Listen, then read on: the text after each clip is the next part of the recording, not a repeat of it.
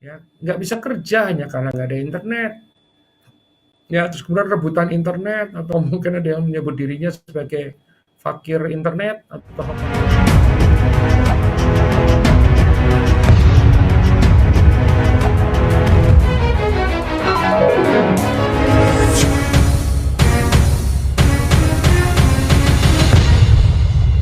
Lagi kali ya. Oke, halo. Saya Wargo dari Maestro Consulting, Coaching, dan Marketing untuk Anda semua dalam Serajum Live. Senin, Rabu, Jumat live dari sekarang ini sampai nanti 8:30. Ya, acara ini adalah program Corporate Social Responsibility Maestro untuk Indonesia. Ya, mudah-mudahan bisa memberikan manfaat buat siapa saja ya karena memang materi ini disiapkan dengan baik. Meskipun kalau boleh jujur dikatakan tidak selalu lengkap karena lengkapnya tentu saja dalam ada program lengkap, tapi paling tidak bisa membawa manfaat buat Anda semua. Ya, hari ini Serajum 129 judulnya adalah differentiated selling ya. Perkenalkanlah saya menggunakan uh, PowerPoint untuk presentasi malam hari ini. Baik, teman-teman semua, kita akan mulai. Yes. Oke.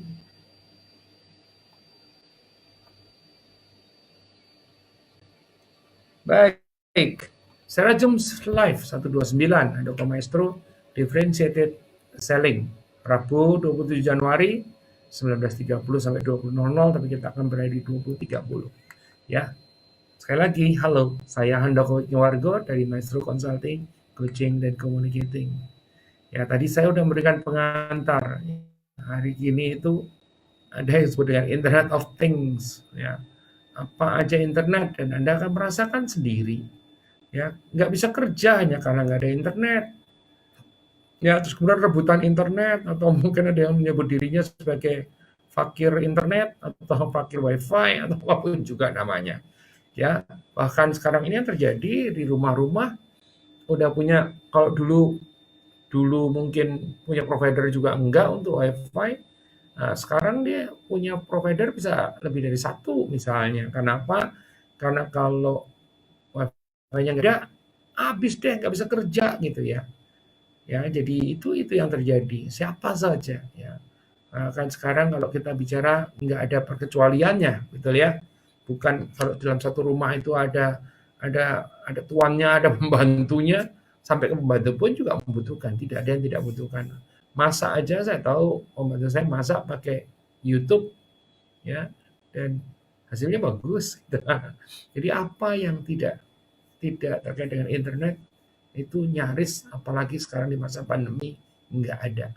Semua terkait dengan internet jadinya ya.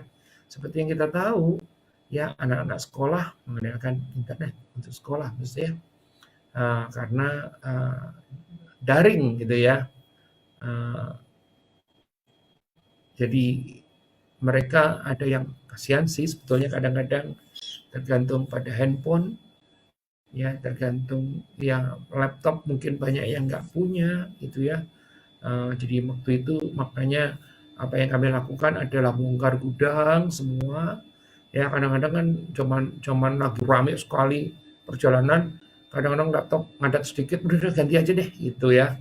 Dan itu dirapi-rapiin lagi, bisa dimanfaatkan lagi. Ya, bisa dimanfaatkan lagi.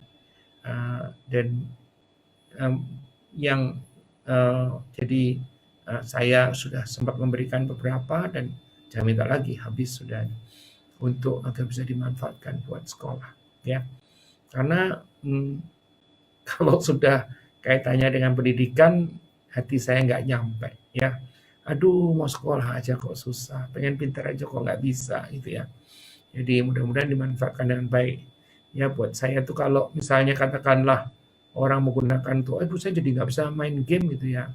Uh, saya tidak tertarik sama sekali. Tapi kalau aduh nggak bisa sekolah ya, itu menjadi sebuah beban moral buat saya sendiri. Ya, oke. Jadi ini yang disebut jadi apa aja sekarang sih, apa aja internet ya. Tetapi pada saat yang sama dengan adanya, ya nggak cuma kali ini ya, sekarang ini lebih parah lagi gara-gara pandemi toh. Tapi sebetulnya sudah berjalan lama ya, bagaimana internet dengan adanya pandemi menjadi lagi gitu ya.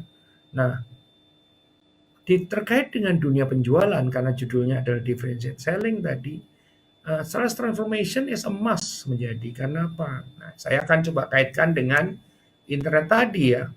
Internet tadi. Jadi, satu, makin banyak orang terhubung dengan internet.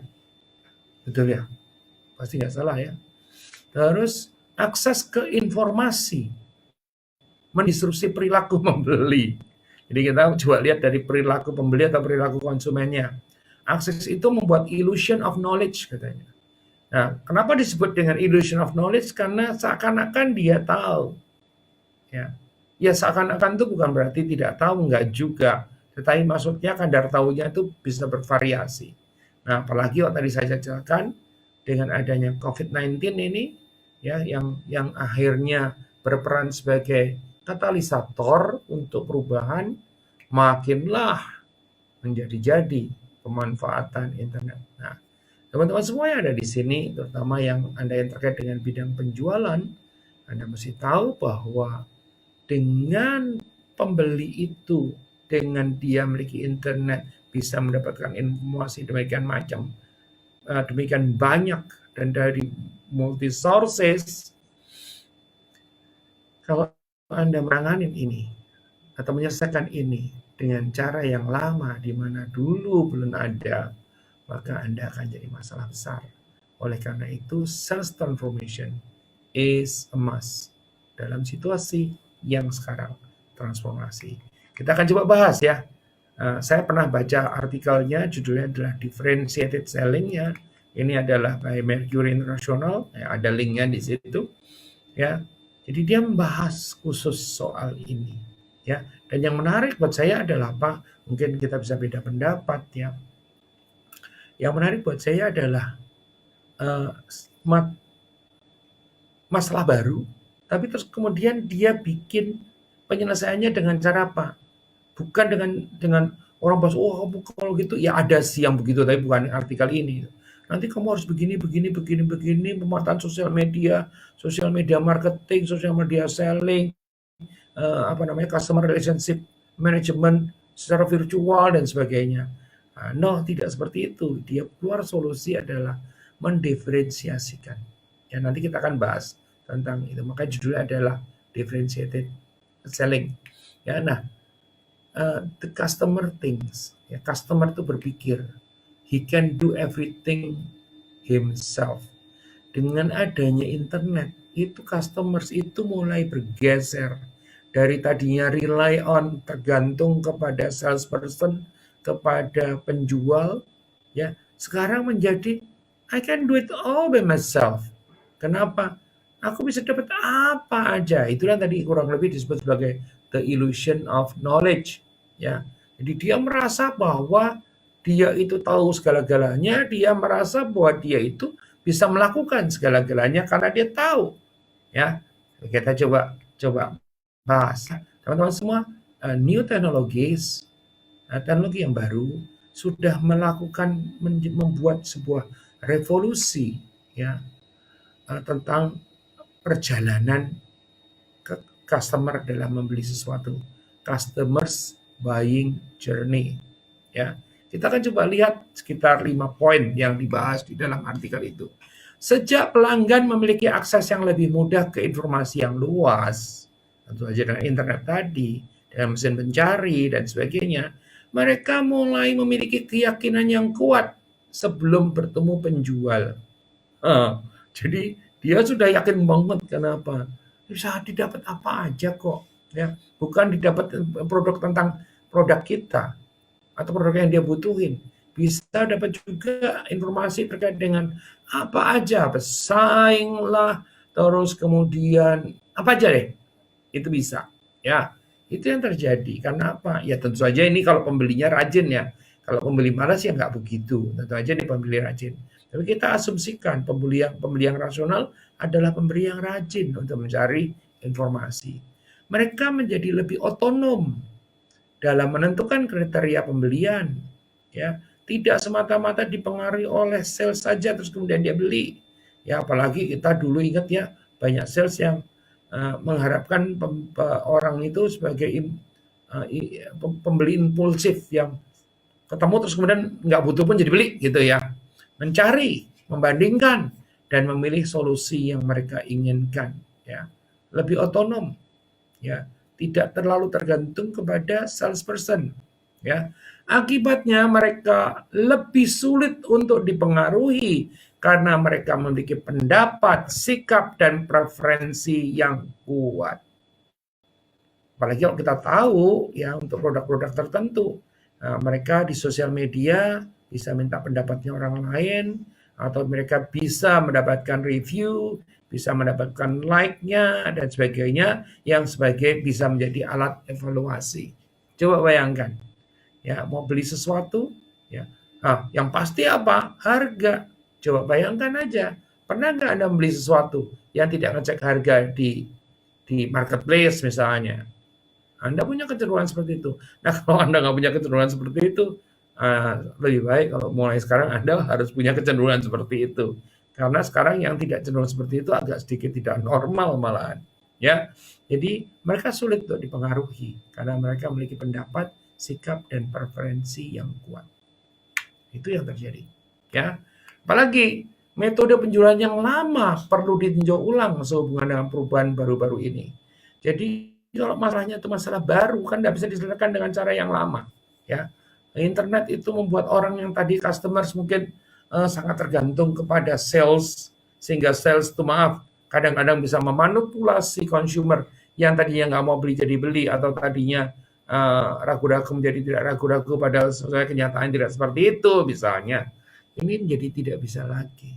Sekali lagi, ini kita bicara kalau customer-nya cerdas, customer-nya itu maju. Ya, dulu kan selalu ada tuh Pameo mengatakan pelanggan adalah raja, atau penjual yang baik harus mendengarkan 2 kali lebih banyak yang dia bicarakan, yang dia katakan. Jadi dia dengar lebih 2 nih. Ya, itu adalah kepercayaan yang sudah ketinggalan zaman, kata si tadi, ya Mercury International tadi. Ya, apa yang harus dilakukan dalam interaksi pelanggan saat ini untuk meyakinkan berhasil dengan prospek yang semakin sulit untuk ditemuin. Nah, ini yang menarik adalah apa? Tadinya saya berpikir awal-awalnya dia akan mengarahkan kepada digitalisasi ya dan sebagainya. Tapi ternyata yang dia lakukan adalah diferensiasi. Ya. Ya, jadi kita coba lihat bareng-bareng. Ya, the essential tools. Ya. Karena ini esensial berarti tidak menyelesaikan semuanya, tetapi paling tidak ini yang mendasar. Ya. Itu dia bicara ada 2 dimensi. Dimensi pertama namanya preference. Dimensi pertama ini menjawab pertanyaan, bagaimana sikap pelanggan terhadap penawaran perusahaan kami? Ya, bagaimana sikap pelanggan terhadap penawaran perusahaan kami? Prefer or prefer, sebetulnya kan gampangannya begitu. Ya, nanti usahanya menjadi berbeda itu. Atau yang kedua, dimensi kedua adalah autonomi. Ini menjawab pertanyaan, apa yang pelanggan harapkan dari staf penjualan kami? Nilai tambah tinggi atau rendah. Jadi dia akan menjadi beda terkait dengan value added-nya. Ya, kalau value added-nya tinggi, preferensinya tinggi, itu gimana? Kalau value added-nya tinggi, preferensinya rendah, itu gimana? Nah, kira-kira begitu. Nanti kita akan bahas di sini, ya. Jadi ada 2 dimensi. Mari kita lihat dimensinya. Teman-teman semua, yang atas itu merupakan transaksi, win the business. Ya. Jadi arahnya atau fokusnya ke transaksi, memenangkan bisnisnya, bisa menjual. Yang bawah adalah develop the cooperation, ya, loyalty. Yang bawah ini kita bicara soal kesetiaan, mengembangkan kerjasama, kesetiaan. Jadi ini polarisasinya adalah transaction, win the business, dan develop the corporation. Itu di sisi yang sifatnya vertikal. Horizontalnya di satu sisi adalah strong added value expected. Jadi memang dia mengharapkan nilai tambah yang besar, ya. Tentu saja sebagai ininya adalah small added value expected, ya. Kalau tadi ada strong, ini itu aja ada small-nya. Nah, kalau terjadi bahwa yang diharapkan itu adalah nilai tambah yang lebih kecil, sementara utamanya adalah memenangkan bisnis atau terjadi transaksi, maka maka yang dilakukan adalah assertive selling. Ya, seperti yang kita tahu nanti kita akan bahas ya, assertive selling itu seperti apa, apa namanya, ciri-cirinya seperti apa. Jadi kalau tujuannya adalah transaksi, yaitu win the business, dan small added values expected-nya adalah rendah, ya maka yang dirasakan adalah namanya assertive selling. Kalau tentang tujuannya tetap win the business, tetapi strong added values, maka keluarnya adalah consultative selling. Seperti yang kita tahu, consultative selling itu diciri atau ditandai dengan si salesman ini menggali dan menggali kebutuhan daripada pelanggan dan kemudian memenuhinya, ya. Jadi waktu makanya disebut dengan konsultatif tadi, ya. Waktu dia menggali, dia melakukan customer interview atau selling interview gitu kan, dia berusaha mendapatkan dan kemudian produknya dia itu bisa masuk. That's strong value added expected, tetapi ujung-ujungnya adalah transaksi, ya. Nah, kalau sisi yang lain lagi strong value added expected, tapi arahnya menjadi develop the cooperation atau menghasilkan yang namanya kesetiaan, maka itu disebutnya sebagai expertise selling, menjual dengan tertentu, ya. Nah, belum lama saya membeli alat gitu ya. Saya udah ngobrol dengan beberapa orang, atau beberapa toko, beberapa telepon gitu ya. Tapi ya nggak ada yang oke sampai saya ketemu yang saya merasa wah, orang ini ahli banget gitu ya. Karena saya mengharapkan strong value added, ya. Dan saya mau kalau saya beli alat itu dia bisa mengawal saya penggunaan alatnya sehingga memberikan manfaat maksimal kepada saya, maka saya juga tidak akan kemana-mana. Artinya yang muncul adalah loyalty, ya. Dan tentu saja para bagian yang keempat, yaitu kalau ujung-ujungnya adalah cooperation, tetapi small added values yang diharapkan, maka itu namanya relational selling. Nanti kita akan kasih contoh ya, relational selling itu seperti apa. Nah, ini 4 hal ya. Jadi yang menarik adalah apa? Masalahnya muncul dengan internet, tapi terus kemudian solusinya malah akhirnya diberikan solusi untuk lebih terkonsentrasi kepada yang mana, gitu loh. Kenapa? Orang-orang yang terpapar internet itu bisa memiliki pengetahuan, benar-benar pengetahuan terkait dengan produk atau jasa yang ditawarkan, bukan cuma punya kita, tapi bisa juga punya kompetitor atau siapa saja, termasuk alternatif atau substitusinya, ya, punya pengetahuan atau punya illusion of knowledge. Ya kalau kita tahu illusion itu something yang enggak real, oke. Nah, yang menarik daripada penelitian daripada Mercury International ini adalah dia justru menawarkan agar supaya nggak salah, malah membagi aja berdasarkan preference dan berdasarkan value added-nya, ya, sehingga dengan demikian bisa lebih konsen ke suatu hal tertentu. Nah, teman-teman semua, kita lihat differentiated selling. Tadi kan masih ada gambarnya tuh ya. Jadi relations, kalau kita mulai dari yang tadi, yang terakhir justru ya, relational selling.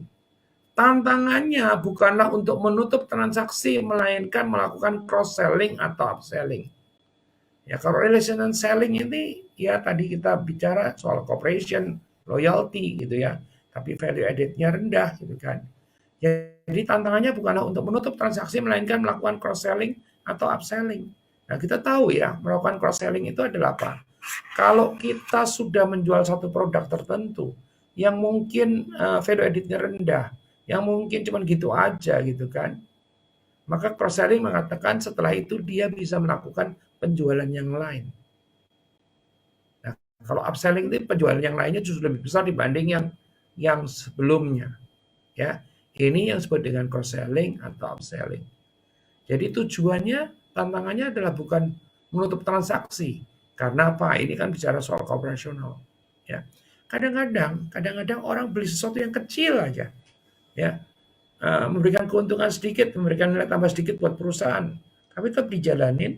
Yang penting nanti terjadi namanya relational selling. Gara-gara dia puas terhadap hal yang kecil tadi, maka dia nanti menjadi bisa kita cross sell terhadap produk-produk lain yang lebih besar, lebih mahal, ya, atau lebih banyak memberikan keuntungan kepada kita. Ya, that's a relational selling. Ya, ada di sebelah kiri, sebelah bawah. Ya, di mana value added-nya itu rendah, ya, di mana preference-nya itu juga rendah. Sampai sini. Oke. Nah, terus yang kedua adalah naik ke atas nih, dari kuning ke merah, adalah assertive selling. Tantangannya adalah bagaimana mengubah pikiran pelanggan tentang solusi yang diinginkan. Ya, ingat value added-nya rendah nih. Ya, preferensinya tinggi. Ya, jadi bagaimana mengubah pikiran pelanggan? Ya, pelanggan itu di benaknya udah punya solusi. Ya, karena kadang-kadang pelanggan ke tempat kita itu punya solusi sendiri atau sudah dipengaruhi oleh penjual yang lain, ya, sehingga kita itu harus bisa mengubah pikiran pelanggan tentang solusi yang diinginkan. Ya, bisa dapat alternatif, ya, bisa menunda, bisa banyak hal, ya, bisa diberikan nilai tambah yang lain, ya, misalnya nilai tambah yang sifatnya tidak fungsional tetapi yang lebih ke emosional dan sebagainya. Ya, ini kan bicara soal itu. Ya. Ya, jadi tantangannya adalah mengubah pikiran pelanggan tentang solusi yang dia inginkan. Nah, tadi sudah kuning, sudah merah. Kuning tadi adalah relational selling, terus kemudian kalau merah adalah assertive selling. Nah, sekarang kita akan masuk consultative selling, biru. Tantangannya adalah untuk membentuk kembali masalah pelanggan sehingga menjadi penasihat yang potensial. Ya, jadi ini consultative selling ini kan dengan cara itu bertanya, dengan cara menggali kebutuhan-kebutuhan, ya, sehingga dengan menggali pelanggan akhirnya dia bisa terus kemudian terpenuhi. Ya, dan yang keempat, expertise selling, tantangannya adalah membuat solusi diterima dengan memanfaatkan kredibilitas yang ada. Expertise itu terkait dengan keahlian daripada si seller. Ya, kalau sellernya itu ahli, sellernya itu jago, dan itu bisa dijual karena itu adalah kredibilitas. Ya, Anda mau jual komputer tapi nggak begitu tahu komputer kan? Nah, coba ya, kadang-kadang ini kalau bayangkan dulu ya, bayangkan dulu. Pergi ke pameran komputer. Yang jaga kadang-kadang adalah cewek-cewek yang mungkin nggak tahu gimana cara berpikirnya para penjualnya. Memang sih cantik, gitu ya. Tetapi kok dia tidak menguasai, ya, iya susah gitu loh, ya kan? Ya susah. Nah, ini kadang-kadang suka terjadi. Ya, padahal ini menjadi penting sekali untuk bisa dilakukan. Ya. Nah, teman-teman semua, hari ini ya dengan pemicu adalah bahwa dengan dunia yang semuanya serba terhubung dengan internet, ya apalagi dalam pandemi yang sekarang makin menjadi, maka yang dari artikel ini diberikan solusi yang menarik. Menariknya adalah saya nanti punya materi juga, ya. Oke, kalau di era yang serba internet ini bagaimana memasarkan secara virtual, ya. Itu nanti ada materinya sendiri. Tapi yang di sini justru solusinya bisa tidak karena, ya. Tapi bukan berarti bahwa Anda harus milih itu, enggak milih itu, enggak. Semuanya kita belajar. Bahkan kalau kita tuh canggih nanti bisa melakukan kombinasi, ya. Jadi ada relational selling, ujung-ujungnya adalah cross selling atau upselling, ada assertive selling, ya, ada consultative selling, dan tentu aja ada expertise selling, ya. Nah, ini nanti akan menyelesaikan masalah di mana customer tadi itu tahu banyak, ya. Karena zaman dulu yang terjadi, salesman itu serba tahu, customer itu serba tidak tahu. Ekstrimnya begitu. Sekarang enggak, yang ini tahu consumernya, bahkan dia punya pengetahuan atau knowledge, bahkan dia punya namanya the illusion of knowledge, ya, yang bukan benar pengetahuan tapi seakan-akan dia tahu. Nah, itu yang saya bahas hari ini, ya. Nah, ada satu menarik adalah staf penjualan tuh harus seperti bunglon. Ya, ini bunglon, ya, mampu menguasai setiap situasi penjualan baru dengan efektivitas yang sama. Jadi artinya apa? Kita itu harus bisa menganalisa, ya, bagi preferensi dan juga value added-nya, sehingga dengan demikian kita bisa mengarah kemana. Kalau kita mengharapkan bahwa kita menjual dengan kita lebih tahu dibanding dia, mungkin saatnya sudah bukan sekarang lagi. Karena orang-orang itu ada yang sudah tahu banyak, meskipun ada juga yang sok tahu banyak, ya. Jadi ini kembali lagi, staf penjualan harus seperti bunglon, mampu menguasai setiap situasi penjualan baru dengan efektivitas yang sama. Mampu menjadi biru, merah, hijau, dan kuning bila diperlukan. Gampang atau susah? Tidak mudah, ya. Bisa atau enggak? Bisa. Ya, paling enggak hari ini yang mendengarkan tahu persis bahwa kita bisa pakai tools, essential tools tadi. Ya, dua kutub. Ada preferensi, ada value added gitu kan. Ada yang terkait dengan royalty, ada yang terkait dengan win the business, ada yang terkait dengan low value added dengan high value added gitu ya. Nah, ini nanti bisa dikombinasikan ya. Apakah kita itu assertif, apakah kita itu konsultatif, apakah kita expertise selling, apakah kita itu relational selling. Ya, kalau produknya itu value added-nya besar, terus kemudian karena kita senang dengan gaya tertentu, misalnya, wah saya mau relational selling karena saya itu jago sekali membangun relation. Sementara produknya itu butuh kemampuan teknis, butuh pengetahuan yang teknis yang tinggi, yang melebihi daripada apa yang dipunyain. Terus kemudian, udahlah beli dari saya aja kan kita teman, tidak akan jalan. Betul? Ya, orang tidak akan membeli sesuatu yang nilai tambahnya besar, resikonya besar dan sebagainya hanya semata-mata karena hubungan. Ya, dibutuhkan keahlian. Tentu saja keahlian terus kemudian tambah hubungan menjadi cakep banget kan gitu ya. Oke. Jadi kira-kira ilustrasinya adalah seperti itu. Ya, ingat the essential tools. Kita lihat di satu sisi adalah transaksi atau win the business, di sisi lain adalah develop the cooperation atau loyalty. Nah, yang vertikal, yang horizontal ini adalah strong added value expected, ya. Yang sebelah kiri adalah small added value expected. Yang di atas kombinasinya di matrix ini adalah transaksinya win the business dan small added value adalah assertive selling. Kalau di sebelah sana adalah consultative selling. Kalau yang di bawah adalah expertise selling, dan kemudian yang di kiri bawah adalah relational selling, yang akhirnya sebetulnya ujung-ujungnya adalah mau melakukan cross selling atau dan upselling. Ada syarat bedanya loh, ya, bagi Anda yang ingin menggunakan materi ini sebagai pembelajaran nanti atau menjadikan materi ini untuk tim Anda atau untuk dibahas di dalam meeting dan sebagainya, Anda bisa akses ini di YouTube.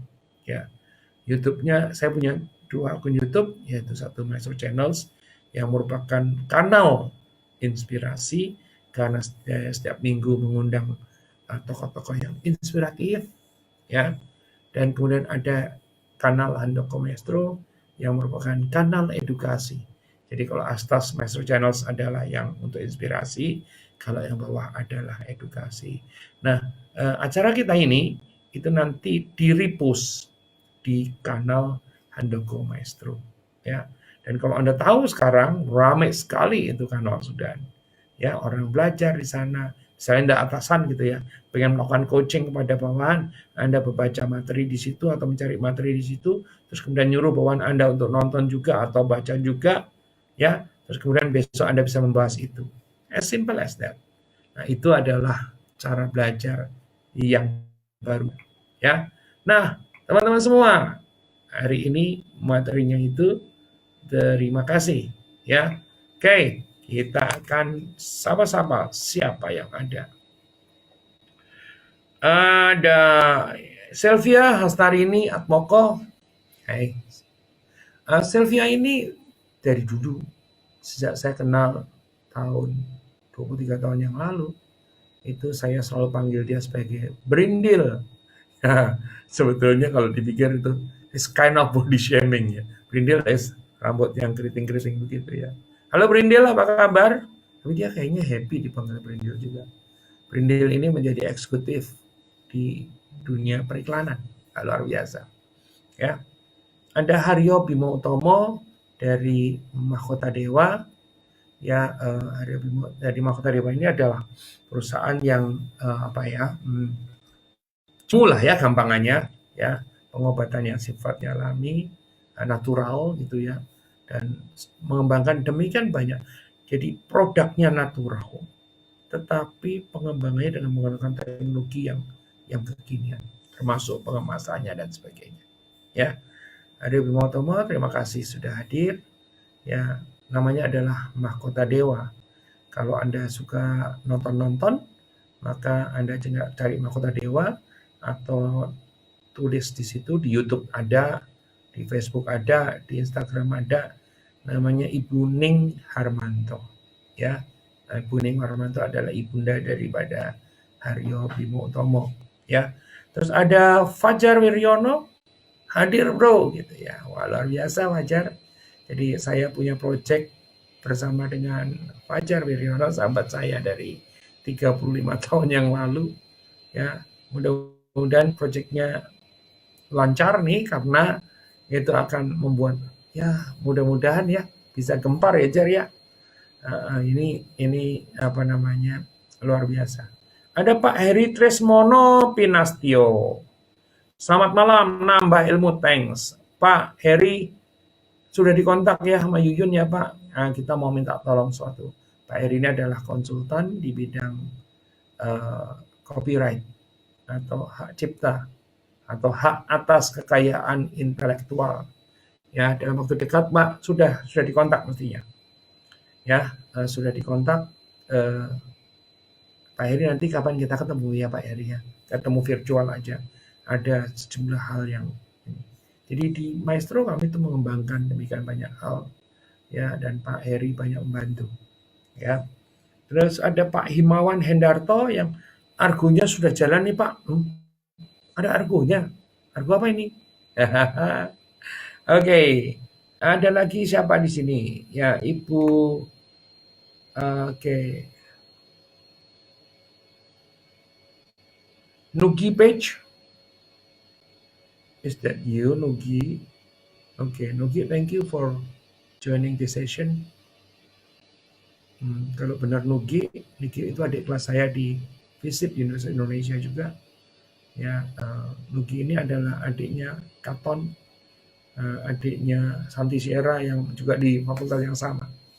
Ya, ada Satya Heragandi, halo bro. Satya Heragandi terakhir kemarin mampir ke rumah saya waktu masih menjadi dirutnya daripada LRT, ya, Jakarta Propertindo, ya, LRT. Ya, sekarang semua agak terganggu pastinya ya. Jadi kita tidak bisa nyalahin karena tidak pernah ada yang tahu bahwa tiba-tiba seluruh dunia terkena COVID. Ya, ada Ibu AM Anneke yang, oh saya belum tahu nih Ibu, kan mau ngeluncurin buku. Gimana bukunya, sudah diluncurkan kah? Ya, oke. Terus kemudian ada Hari Junet, ada Ratna Kurniawati. Ratna Kurniawati dari Surabaya ya. Ratna Kurniawati dari Surabaya. Apa kabar? Semoga sehat ya selalu. Salam buat suaminya ya yang sudah divaksin ya.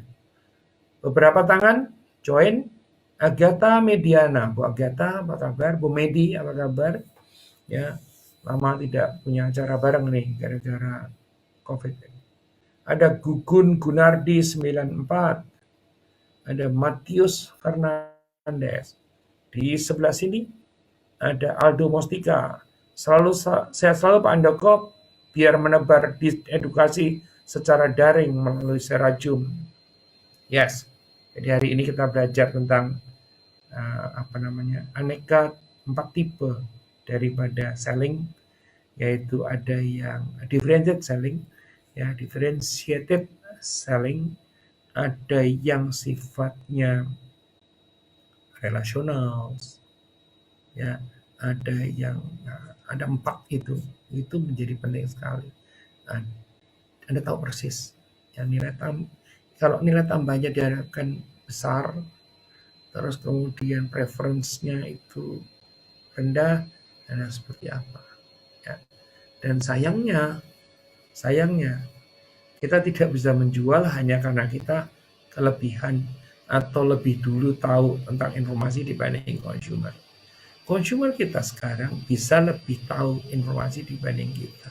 Ini yang menarik ya, dimana di zaman dulu boleh dibilang mustahil terjadi ya, tetapi teknologi informasi mengubah segala-galanya.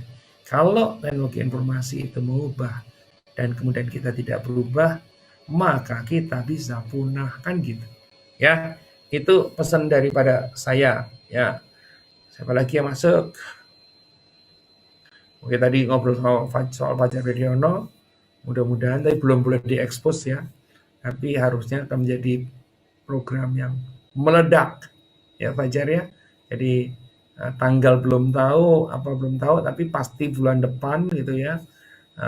Hanya memang mudah-mudahan ya berjalan dengan baik banget. Oke. Terus Tirtana Diman. Betul ya? Tirtana Diman selamat masuk juga ya, Doko Maestro. Terus Anitio tadi sudah disapa, Ika Tamara juga sudah disapa. Begitulah teman-teman semua, hari Jumat saya belum bisa kasih bocoran karena belum selesai materinya ya. Hari Jumat saya akan bicara soal movie pasti based on true story. Ayo dong usul movie based on true story. Nah, oke. Usullah movie based on true story sehingga nanti kita bahas.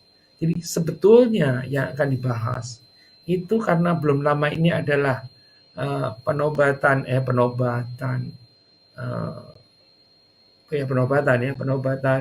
Joe Biden dan Kamala Harris sebagai presiden dan wakil presiden Amerika Serikat. Maka tadinya akan mau membahas tentang presiden.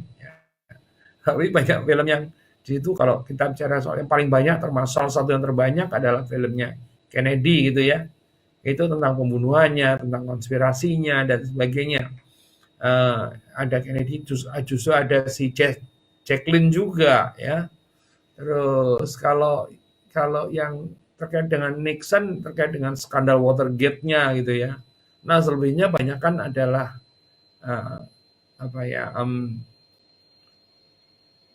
belum ketemu benar-benar yang gitu loh, buat yang terkait dengan American President ya. Tentu saja saya tidak akan bahas politiknya ya, bahkan saya juga nggak hafal siapa yang Demokratik, siapa yang Republik ya, karena indifference sejauh dia memimpin dengan hati, memimpin dengan hati-hati, dan juga memimpin dengan sepenuh hati ya. Oke, baik. Rasanya kita sudah sampai di ujung. Ada Santika Diska. Malam ini kita bicara tentang differentiated selling. Hari Jumat nanti bicara tentang film. Hari Senin nanti bicara ini. Oh ya, minggu depan kita akan ada materi dan akan ada bintang tamu lagi. Ya, minggu lalu 2 minggu berturut-turut ada bintang tamu. Ya, ingat ya, hari Sabtu ya. Bagi Anda yang mau ikut, hari Sabtu jam 2 sampai jam 3, Profesor Dr. Chandra Wijaya, Dekan dari Fakultas Ilmu Administrasi Universitas Indonesia. Yang unik adalah apa? Nanti saya bisa ngobrol enak sekali karena Chandra Wijaya adalah bekas murid saya dulu. Ya, kembali ke tahun 1988. Oke? Baik, teman-teman semua, waktunya sudah hampir habis. Saya mengucapkan terima kasih atas kehadiran Anda semua. Ya, ada sejumlah program yang ikutin di sosmed ya, agar supaya Anda bisa merasakan manfaatnya. Begitu kira-kira. Ya, saya Handoko Wargo dari Maestro Consulting, Coaching, dan Communicating untuk secara Zoom Live disiarkan langsung dari Maestro Studio Rumah Betawi. Kalau ditanya posisinya di mana, posisinya ada di Kelapa Gading. Ya, dulu lebih banyak dikenal sebagai My New York Office. Ya, baik teman-teman semua, sampai ketemu lagi.